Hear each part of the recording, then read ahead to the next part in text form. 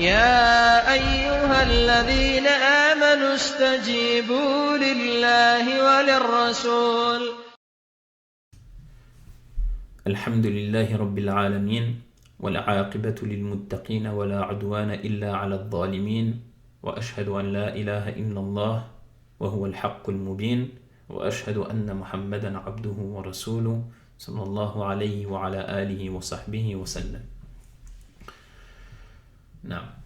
Donc dans ce nouveau cours sur les trois principes fondamentaux, le Cheikh Mohammed ibn Abdul Wahhab al-Najdi rahimahullah ta'ala nous dit: i'lam arshadaka Allah li ta'ati أن الحنيفية ملة إبراهيم أن تعبد الله وحده مخلصا له الدين. Sache qu'Allah Azza wa Jal t'oriente vers son obéissance, que la Hanifiyya, la voie religieuse d'Ibrahim, consiste à adorer Allah Azza wa Jal l'unique, en lui vouant un culte sincère. Ceci est donc la troisième et dernière introduction que l'auteur fait dans cet épître. Et comme nous l'avons vu précédemment, l'auteur débute souvent par une invocation en faveur de celui à qui il s'adresse, ce qui montre l'attention qu'il lui porte et qu'il recherche et désire pour lui le bien. Et c'est d'ailleurs ainsi que doit se comporter l'enseignant avec ses élèves, ou le prédicateur avec celui qu'il prêche ou celui qu'il conseille. On voit donc ici un noble exemple de comportement. Ensuite, lorsqu'il dit « Arshadakallahu li ta'ati » qu'Allah t'oriente vers son obéissance, c'est-à-dire qu'Allah subhanahu wa ta'ala t'assiste et te guide vers son obéissance, vers la droiture, vers le chemin de la vérité. C'est-à-dire qu'Allah Azza wa Jal te guide vers l'acceptation de ses ordres et t'assiste dans leur application. De même qu'il te guide vers l'acquiescement de ses interdits et t'assiste dans leur délaissement. Ensuite, lorsqu'il nous dit Anna al-Hanifiyyata millata Ibrahim, que la Hanifiyya est la voie religieuse d'Ibrahim, la Hanifiyya, ça provient du mot al-Hanif, qui signifie celui qui se détourne, al-Ma'il. Et ici, donc, le sens est celui qui se détourne du polythéisme, al-Ma'ilu ani shirk, et s'oriente vers le monothéisme, al-Ma'ilu ila tawhid, qui s'oriente donc vers la voie religieuse qui s'oppose au polythéisme et qui est basée sur le culte sincère et exclusif d'Allah Azza wa Jal. Ainsi, Allah subhanahu wa ta'ala a qualifié son ami privilégié, Ibrahim alayhi salam, comme étant Hanif, et cela en de nombreuses occasions dans le Coran. Lorsqu'Allah subhanahu wa ta'ala nous dit Inna Ibrahim kana ummatan qanitan lillahi hanifa wa lam yaku minal mushrikin shakiran li an'umi ijtabahu wa hadahu ila siratin mustaqim wa ataynahu fid dunya hasana wa innahu fil akhirati lamina as-salihin. Ibrahim était un guide parfait, il était soumis à Allah, voué exclusivement à lui, et il n'était point du nombre des associateurs. Il était reconnaissant pour ses bienfaits et Allah l'avait élu et guidé vers un droit chemin. Nous lui avons donné une belle part ici-bas et il sera certes dans l'au-delà du nombre des gens de bien. Non. Et cette voie, la voie d'Ibrahim alayhi salam, la voie du père des prophètes, est la voie qu'Allah subhanahu wa ta'ala a ordonné de suivre et prendre pour exemple à notre prophète Mohammed sallallahu alayhi wa sallam, de ce fait obligatoirement à sa communauté. Allah subhanahu wa ta'ala nous dit ثم أوحينا إليك أن اتبع ملة إبراهيم حنيفا وما كان من المشركين. Puis nous t'avons révélé, suis la religion d'Ibrahim qui était vouée exclusivement à Allah et n'était point du nombre des associateurs. Ensuite, lorsque l'auteur nous dit أن تعبد الله وحده, donc que ça consiste à adorer Allah Azza wa Jal l'unique, ça se rapporte à ce qu'il disait avant cela, c'est-à-dire i'lam anna al-Hanifiyyata, sache que la Hanifiyya est la voie d'Ibrahim, millata Ibrahim. Non. Et quand il nous dit mukhlisan lahu ad-din, on lui voit un culte sincère, le mot ikhlas, dans son sens littéral, il signifie la purification. C'est-à-dire que la personne recherche par le biais de l'adoration la face d'Allah subhanahu wa ta'ala d'une façon telle qu'elle ne lui associe rien dans l'adoration. Pas même un ange rapproché ou un prophète envoyé. Donc quand on dit de vouer un culte sincère à Allah subhanahu wa ta'ala, cela veut dire de l'unifier dans cette adoration et de la purifier de toute forme de polythéisme. Allah Azza wa Jal nous dit وَمَنْ يَرْغَبُ عَنْ مِلَّةِ إِبْرَاهِيمَ إِلَّا مَنْ سَفِهَ نَفْسَهُ وَلَقَدِ اصْطَفَيْنَاهُ فِي الدُّنْيَا وَإِنَّهُ فِي الْآخِرَةِ لَمِنَ الصَّالِحِينَ إِذْ قَالَ لَهُ رَبُّهُ أَسْلِمْ قَالَ أَسْلَمْتُ لِرَبِّ الْعَالَمِينَ وَوَصَّى بِهَا إِبْرَاهِيمُ بَنِيهِ وَيَعْقُوبُ يَا بَنِيَّ إِنَّ اللَّهَ اصْطَفَى لَكُمُ الدِّينَ فَلَا تَمُوتُنَّ إِلَّا وَأَنْتُمْ مُسْلِمُونَ. Quiconque se détourne de la religion d'Ibrahim, sinon celui qui a égaré son âme, très certainement nous l'avons choisi en ce monde et dans l'au-delà. Il est certes du nombre des gens de bien. Quand son Seigneur lui avait dit « Soumets-toi », il dit « Je me soumets au Seigneur de l'univers ».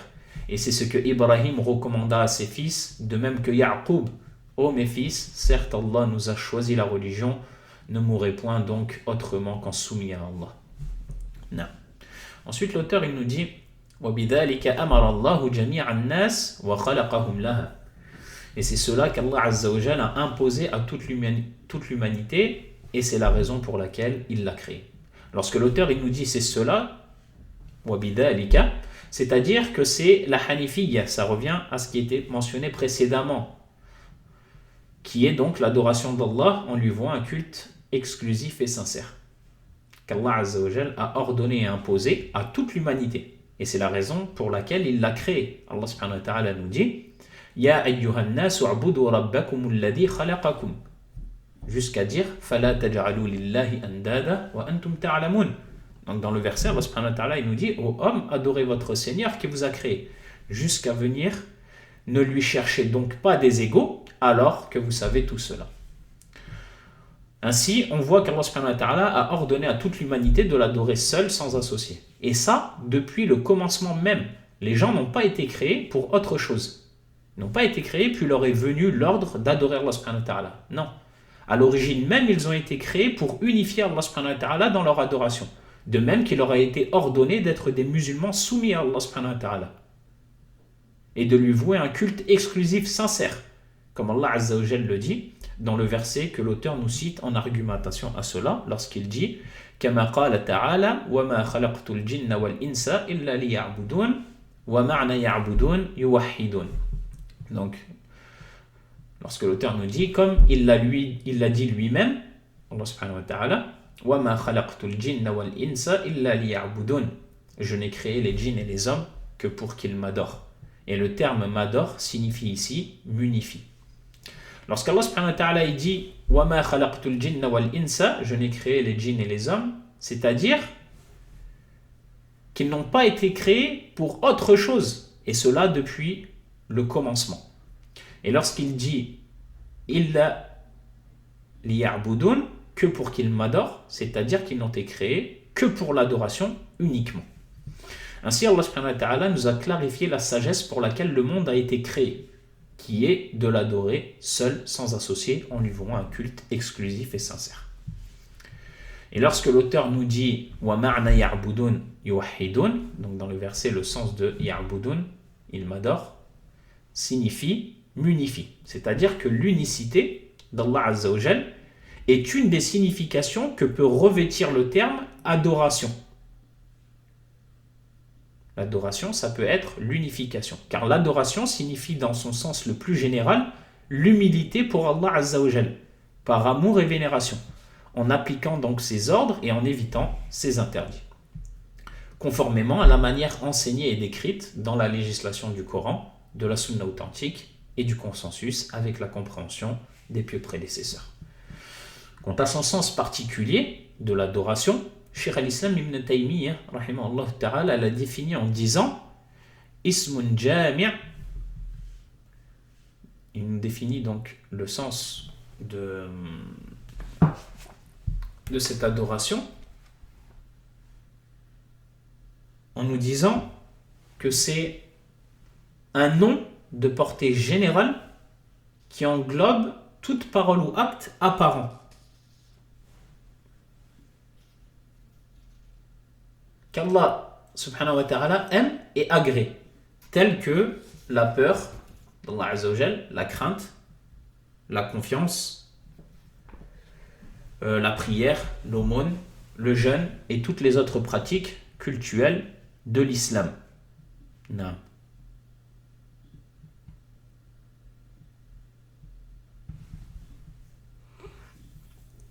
Non.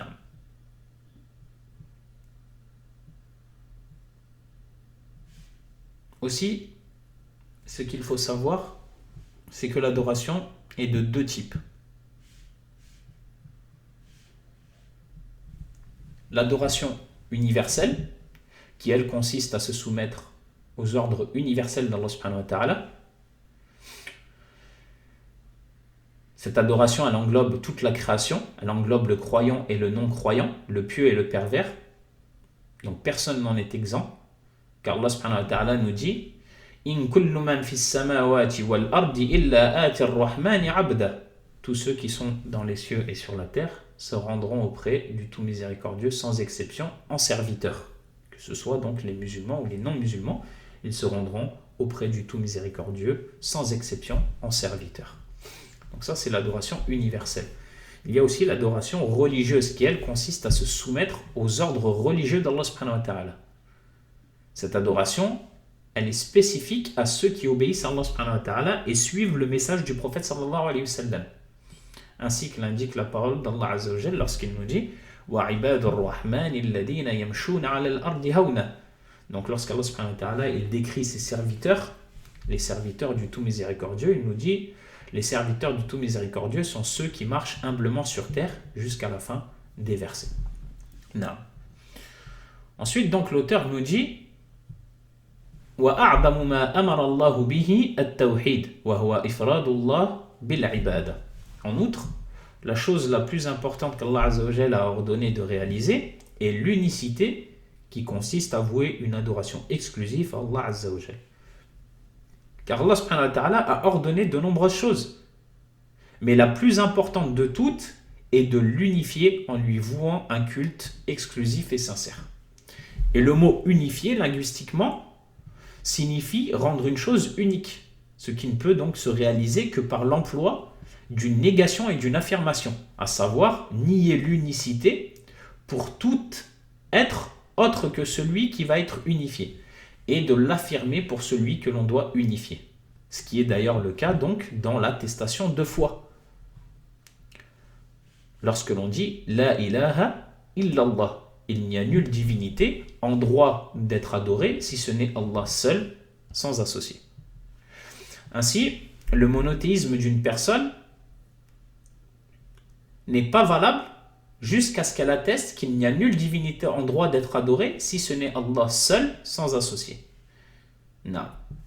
Étant donné que lorsqu'elle atteste de cela, elle dénie tout droit d'adoration à autre qu'Allah subhanahu wa ta'ala. Et elle affirme le droit d'adoration exclusif à Allah Azza wa Jal, seul sans associé.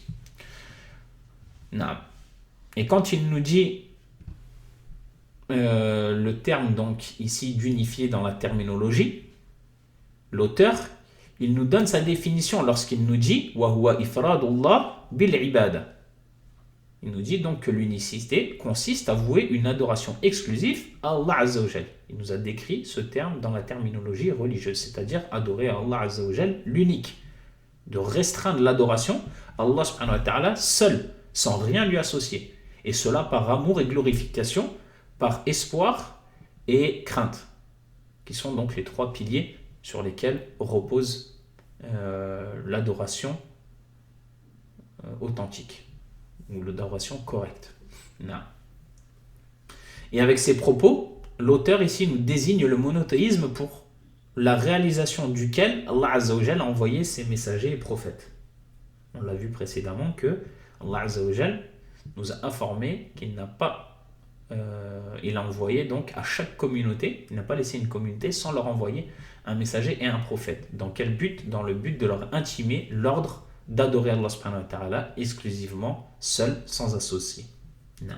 Ainsi, l'adoration n'est valable que si elle est vouée à Allah Azza wa Jal seul. Et quiconque porte atteinte à cette catégorie de monothéisme, elle devient polythéiste. Même si elle reconnaît l'unicité de la seigneurie, Tawhid al-Rububiyya, ou encore Tawhid al-Asma wa Sifat, l'unicité des noms et attributs d'Allah Azza wa Jal. Allah subhanahu wa ta'ala, il nous dit إنه من يشرك بالله فقد حرم الله عليه الجنة ومأواه النار وما للظالمين من أنصار. Quiconque associe à Allah subhanahu wa ta'ala d'autres divinités, Allah Azza wa Jal lui interdit le paradis et son refuge sera le feu. Et pour les injustes, il n'y a pas de secoureur. Donc la raison pour laquelle l'unicité de l'adoration est la chose la plus importante qu'Allah Azza wa Jalla a imposée et qu'il représente le pilier sur lequel repose toute la religion. C'est d'ailleurs pour ça que le prophète sallallahu alayhi wa sallam en a fait le point de départ de sa prédication. Lorsqu'il a appelé son peuple de Quraysh à adorer Allah subhanahu wa ta'ala, il a commencé par leur intimer l'ordre de l'unifier en lui vouant un culte exclusif et sincère. Et c'est ce qu'il a ordonné aussi à ses compagnons de faire lorsqu'il les envoyait transmettre son message, comme on peut le voir dans le hadith de Hudayfa ibn al-Yaman, radiyallahu anhu, ainsi que bien d'autres hadiths du prophète sallallahu alayhi wa sallam authentiques. Ensuite, l'auteur nous dit وَأَعْظَمُ مَا نَهَى عَنْهُ الشِّرْكُ وَهُوَ دَعْوَةُ غَيْرِهِ مَعَهُ. Et la chose la plus importante qu'Allah subhanahu wa ta'ala a interdite est le polythéisme, qui consiste à adorer une autre divinité avec lui.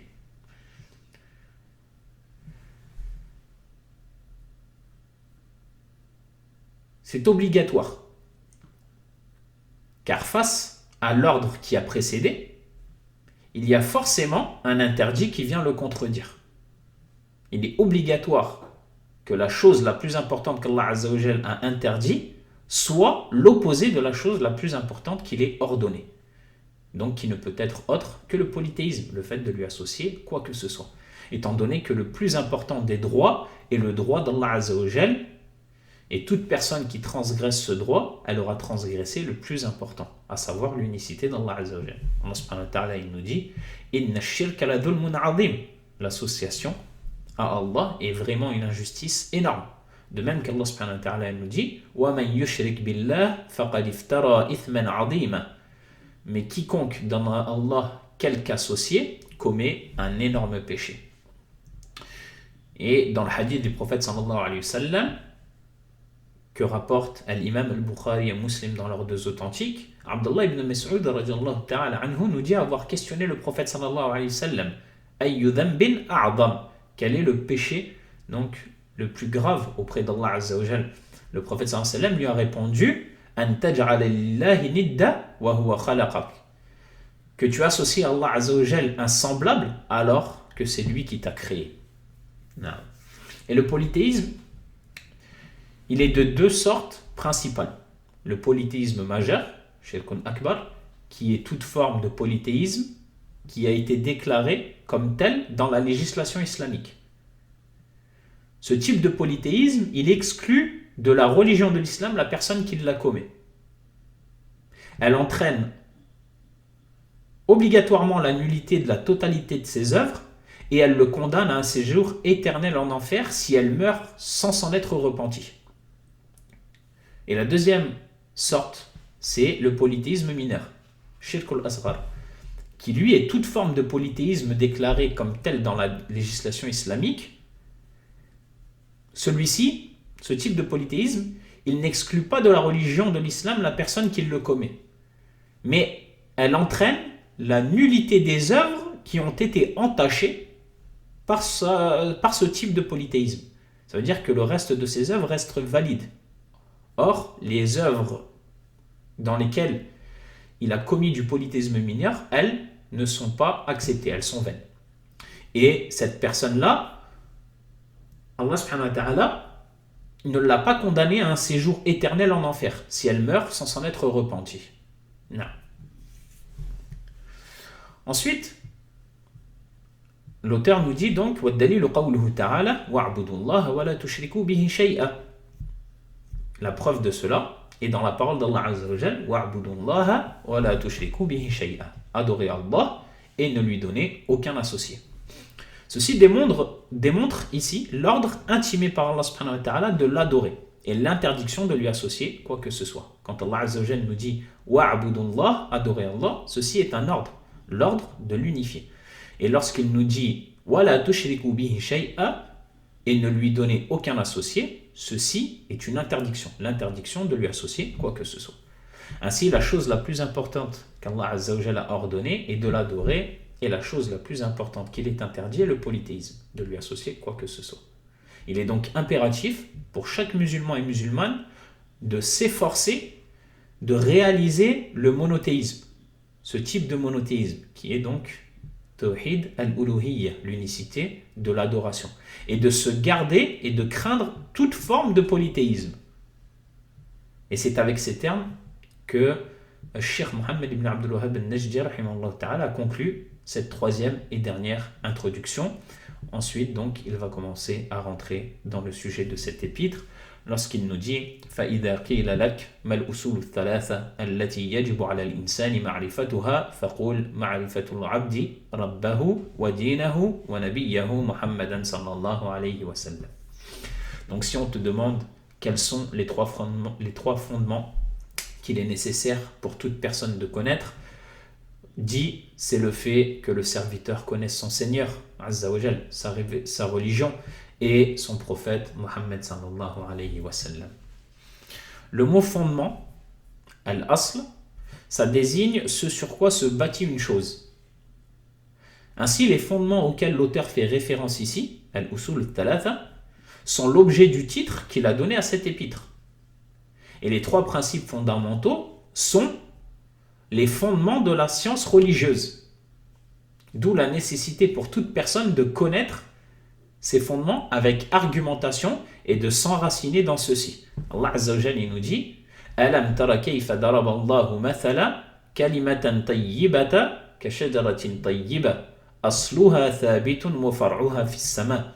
N'as-tu pas vu comment Allah propose en parabole une bonne parole, pareil à un bel arbre dont la racine est ferme et la ramure s'élançant dans le ciel. Non. Et quand l'auteur donc nous dit Ma'arifat al-abdi rabbahu, c'est le fait que le serviteur connaisse son Seigneur Azza wa Jal, ceci est le premier fondement, que le serviteur connaisse son Seigneur subhanahu wa ta'ala, le créateur de toutes choses, l'unique en droit d'être adoré. Une connaissance donc qui se fait à travers la réflexion et la méditation sur la création d'Allah Azza wa Jal, ainsi que sur ces signes religieux de la révélation. Non. Ensuite, lorsqu'il nous dit wadinahu, c'est-à-dire ma'rifatul abdi dinahu, donc sa religion, la connaissance que le serviteur connaisse sa religion. Ceci est le deuxième fondement, la connaissance de la religion de l'islam avec laquelle a été envoyé le prophète sallallahu alayhi wa sallam, qui comprend les doctrines, la croyance et les règles, al-ahkam, de la jurisprudence. Une connaissance qui s'atteint en étudiant le Coran et la Sunna authentique avec la compréhension des pieux prédécesseurs. Et ensuite, lorsqu'il nous dit wa nabiyyahu Muhammadan sallallahu alayhi wa sallam, c'est-à-dire ma'rifatu al-abdi nabiyyahu Muhammadan sallallahu alayhi wa sallam, le fait que le serviteur connaisse son prophète Muhammad sallallahu alayhi wa sallam, ceci est le troisième et dernier fondement, la connaissance du prophète Muhammad sallallahu alayhi wa sallam, qui est un messager qu'Allah Azza wa Jalla a envoyé au monde entier avec la guidée et la religion de vérité.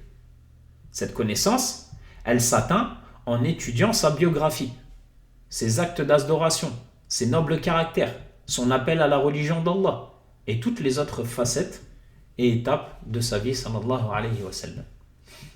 Que donc nous allons voir bi'idhnillahi ta'ala en détail à travers l'étude de cet épître. Le détail donc de ces trois fondements principaux viendra au fur et à mesure de l'étude et la lecture de cet épître. Ainsi donc, le cheikh ici, Cheikh Mohammed ibn Abdul Wahhab, a présenté ces trois principes fondamentaux sous forme de questions. Cela pour attirer l'attention du lecteur. Et parce qu'elles sont les questions aussi sur lesquelles les deux anges interrogeront le serviteur dans sa tombe, en lui disant « Qui est ton Seigneur ? Quelle est ta religion ? Qui est ton prophète ?» Je demande donc à Allah subhanahu wa ta'ala de nous assister et de nous accorder la possibilité d'achever l'étude en détail de ces trois principes fondamentaux qu'il est nécessaire pour toute personne de connaître. سبحانك اللهم وبحمدك أشهد أن لا إله إلا أنت أستغفرك وأتوب إليك وآخر الدعوانا أن الحمد لله رب العالمين.